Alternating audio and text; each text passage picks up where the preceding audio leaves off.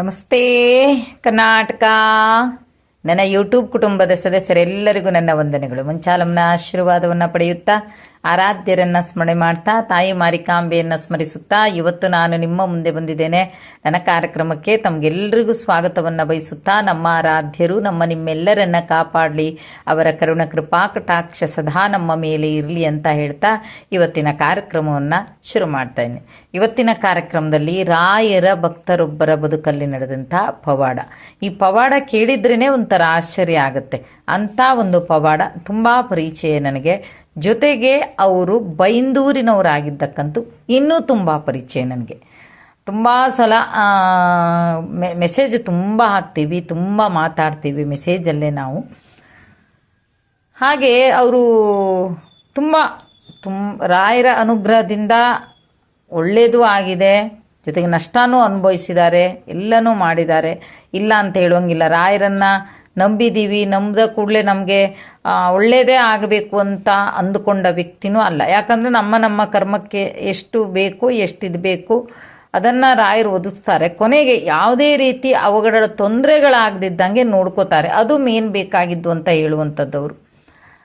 ತುಂಬ ನಷ್ಟನೂ ಕಂಡಂತಹ ಹೆಣ್ಣುಮಗಳು, ಆದರೂ ರಾಯರನ್ನು ಪೂಜೆ ಮಾಡೋದು ಬಿಡಲಿಲ್ಲ. ಒಮ್ಮೊಮ್ಮೆ ಬೇಜಾರಾಗಿ ಹಾಕೋರು ನನಗೆ ಯಾಕೆ ಹೀಗಾಗತ್ತೆ, ಇಷ್ಟು ಚೆನ್ನಾಗಿ ರಾಯರನ್ನು ಪೂಜೆ ಮಾಡ್ತೀನಿ ಅಂತ.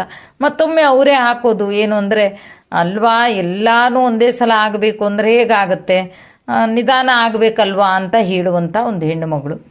ಹಾಗೆ ಅವರೊಂದು ದಿವಸ ಏನು ಮಾಡ್ತಾರೆ ಅಂದರೆ, ಬೈಂದೂರಿಗೆ ಹೋದವ್ರಿಗೆ ತುಂಬ ಜನರಿಗೆ ಗೊತ್ತಿರುತ್ತೆ, ಅಥವಾ ಆ ರೂಟಲ್ಲಿ ಉಡುಪಿ ಭಟ್ಕಾಳ ಹಿಂಗೆಲ್ಲ ಹೋದವರಿಗೂ ಗೊತ್ತಾಗಿರುತ್ತೆ. ಹೆಚ್ಚಾಗಿ ಅಲ್ಲೊಂದು ದೇವಸ್ಥಾನ ಇದೆ ಬೈಂದೂರಲ್ಲಿ, ಒತ್ತಿನಣೆ ಏರು ಅಂತ ಹೆಸರು, ಒತ್ತಿನಣೆ ಗುಡ್ಡ ಅಂತ ಹೆಸರು. ಆ ಗುಡ್ಡದಲ್ಲಿ ಬರೇ ಕಲ್ಲುಗಳದ್ದೇ ರಾಶಿ. ಮಂತ್ರಾಲಯದಲ್ಲಿ ಕಲ್ಲುಗಳು ನೋಡಿದಾಗ ಆ ಗುಡ್ಡದ ನೆನಪಾಗುತ್ತೆ. ಆ ಒಂದು ಮಧ್ಯದಲ್ಲಿ ಒಂದು ನೆಲೆಯಾದವರು ರಾಯರು. ಆಗ ಇದನ್ನು ದೇವಸ್ಥಾನವನ್ನು ಕಟ್ಟುವಂಥ ಸಂದರ್ಭದಲ್ಲಿ ಎಂಟದೆಯ ಬಂಟ ಅನ್ನೋ ಒಂದು ಶೂಟಿಂಗ್ ಆಗ್ತಾ ಇತ್ತು.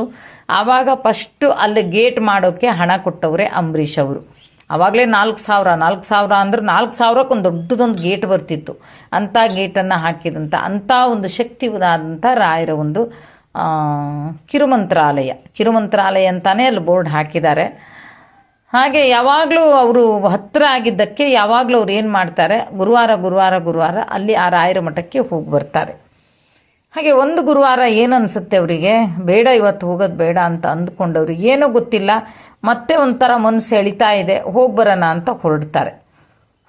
ಹೋಗುವಾಗ ಹೊರಗಡೆ ಒಬ್ಬರು ವಯಸ್ಸಾದವರು, ಒಬ್ಬರು ಭಿಕ್ಷುಕರು ಅನ್ನಬಹುದು. ಈ ರೀತಿ ಭಿಕ್ಷುಕರು ಹೌದಾ ಅಲ್ವೋ ಗೊತ್ತಿಲ್ಲ, ನಾವು ಅಂದ್ಕೊಳ್ಳೋದು ಅವರು ಭಿಕ್ಷುಕರು ಅಂತ.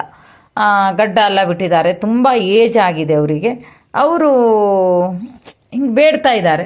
ಆಗ ಏನು ಮಾಡಿದ್ದಾರೆ, ಬೇಡ್ತಾ ಇರುವಾಗ ಇವರೊಂದು 10 ರೂಪಾಯಿಯನ್ನು ಅವ್ರಿಗೆ ಕೊಟ್ಟಿದ್ದಾರೆ. 10 ರೂಪಾಯಿಯನ್ನು ಕೊಟ್ಟವರು ಒಳಗೆಲ್ಲ ಹೋಗಿ ಹಣ್ಣು ಕಾಯೆಲ್ಲ ಪೂರೈಸಿ ದರ್ಶನ ಎಲ್ಲ ಮಾಡಿ ರಾಯರನ್ನು ಕಣ್ಣು ತುಂಬ ನೋಡಿಕೊಂಡು ಅಲ್ಲಿಂದ ಹೊರಗೆ ಬೀಳ್ತಾರೆ. ಅಲ್ಲಿಂದ ಸಾಧಾರಣ ಅರ್ಧ ಮುಕ್ಕಾಲು ಗಂಟೆ ಎಲ್ಲ ಆಗಿದೆ, ಒಂದು ತಾಸು ಹತ್ತತ್ರ ರಾಯರ ಮಠದೊಳಗೆ ಆಗಿದೆ ಅವರಿಗೆ. ಹಾಗೆ ಆಗಿ ಅಲ್ಲಿಂದ ಹೊರಡ್ತಾರೆ. ಅವರು ಮನೆಗೆ ಹೊರಡ್ಬೇಕಂತ ಹೊರಟಾಗ ಅಲ್ಲೆಲ್ಲ ಅಂಗಡಿಗಳಿದೆ. ಅವಾಗ ಸುಮಾರು ಮುಂದೆ ಬಂದು ನೋಡ್ತಾರೆ, ಆ ತಾತ ಇವರಿಗೋಸ್ಕರ ಕಾಯ್ತಾ ಕೂತಿದ್ದಾರೆ. ನಾನು ನಿಮಗೋಸ್ಕರ ಕಾಯ್ತಾ ಇದ್ದೀನಿ ಅಂತಲೂ ಸಹಿತ ಹೇಳ್ತಾ ಇದ್ದಾರೆ ಇವರು. ಆಗ ಅವ್ರು ಏನು ಮಾಡ್ತಾರೆ, ತಾತ ಏನು ಮಾಡ್ತಾರೆ, ಅಯ್ಯೋ ಇವ್ರು ನಮಗೋಸ್ಕರ, ಇವ್ರು ದೂರದಿಂದ ನೋಡುವಾಗಲೇ ಯೋಚನೆ ಆಗ್ತಾ ಇದ್ದಾರೆ, ನನ್ನ ಹತ್ರ ಅವಾಗ ಹಣ ತೊಗೊಂಡವ್ರಲ್ವ ಇವರು ಇಲ್ಲಿದ್ದಾರಲ್ಲ ಅಂತ ಯೋಚನೆ ಮಾಡ್ತಾನೆ ಇರ್ತಾರೆ. ರಾಯರು ಯಾವ ರೂಪದಲ್ಲಿ ಬರ್ತಾರೋ ಗೊತ್ತಿಲ್ಲ, ಭಕ್ತರ ಹತ್ರ ಯಾವ ರೂಪದಲ್ಲಿ ಬರ್ತಾರೋ ಏನೋ ಗೊತ್ತಿಲ್ಲ. ಆಗ ಅವ್ರು ಹೇಳ್ತಾರೆ, ಇಲ್ಲ ನಾನು ನಿಮಗೋಸ್ಕರನೇ ಕಾಯ್ತಾ ಇದ್ದೀನಿ ಅಂತಾರೆ.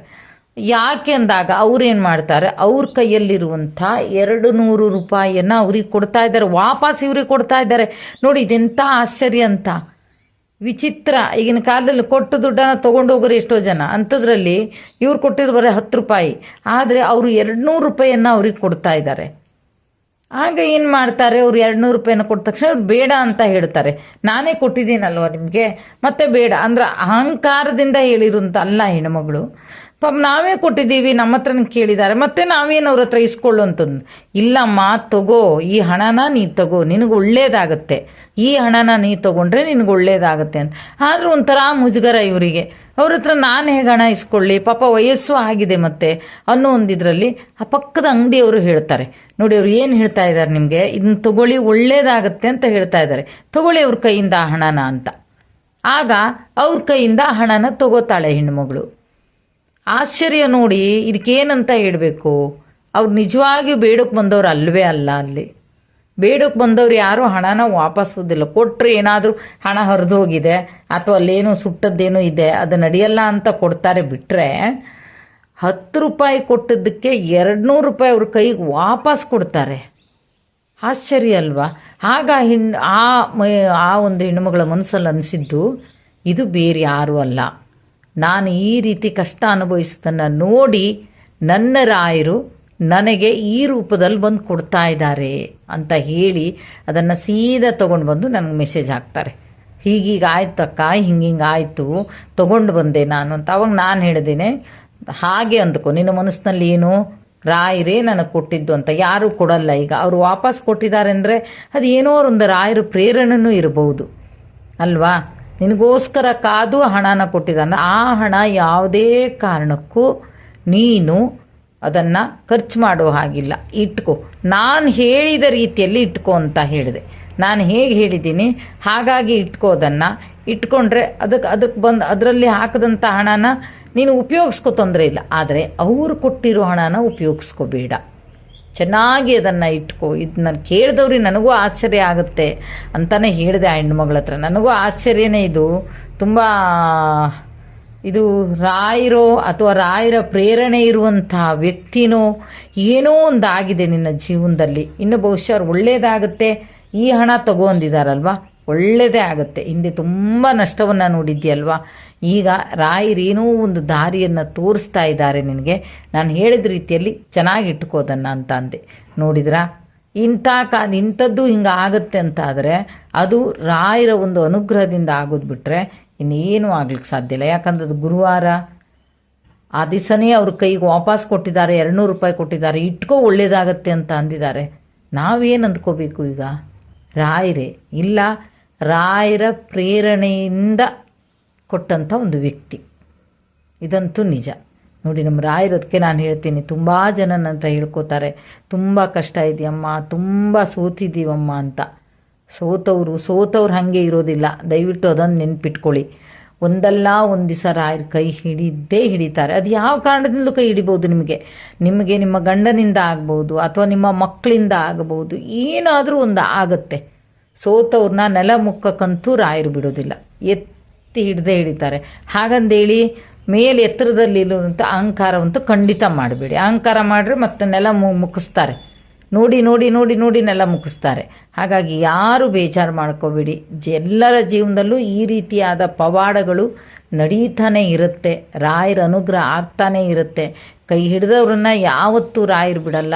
ಧೈರ್ಯದಿಂದಿರಿ ಅಂತ ಹೇಳ್ತಾ ಇವತ್ತಿನ ಕಾರ್ಯಕ್ರಮವನ್ನು ಇಲ್ಲಿಗೆ ಮುಗಿಸ್ತಾ ಇದ್ದೀನಿ. ಜೈ ಹಿಂದ್, ಜೈ ಕರ್ನಾಟಕ ಮಾತೆ, ಸರ್ವೇ ಜನ ಸುಖಿನೋ ಭವಂತು.